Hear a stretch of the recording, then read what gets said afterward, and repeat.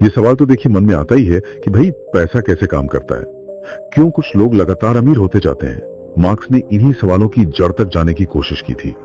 तो चलिए इस सोर्स के जरिए इसे समझने की कोशिश करते हैं। हाँ बिल्कुल।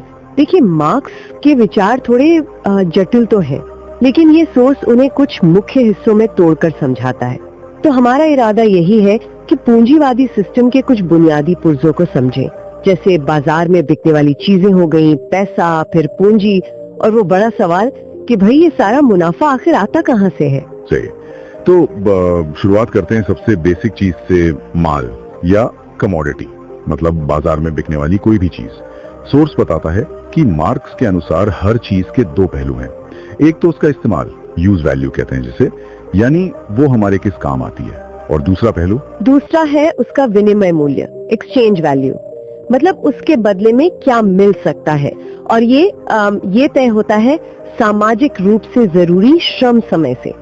सीधा मतलब ये कि उसे बनाने में समाज में औसतन कितनी मेहनत, कितना वक्त लगता है। यहीं पर एक बहुत दिलचस्प बात आती है, माल का अंधविश्वास। माल का अंधविश्वास सुनने में तो बड़ा भारी शब्द लगता है ये। इसका मतलब क्या हुआ आसान भाषा में? मतलब ये कि हम चीजों को देखते हैं और हमें लगता है कि उनकी कीमत बस उनमें ही है।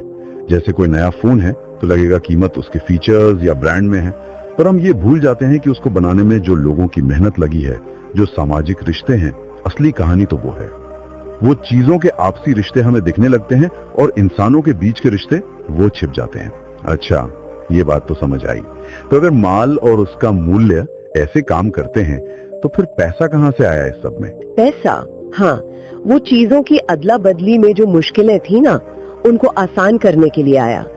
ये सिर्फ लेन देन का जरिया नहीं बना, बल्कि चीजों की कीमत मापने का और उसे जमा करके रखने का भी एक तरीका बन गया। लेकिन जैसे माल का अंधविश्वास था, वैसे ही पैसे का भी है एक तरह से। पैसे का अंधविश्वास मतलब हम ये मानने लगते हैं कि पैसे में ही कोई जादुई ताकत है। भूल जाते हैं कि ये ताकत तो समाज ने ही उसे दी है, आपसे सहमति से। वो खुद में जादुई नहीं है।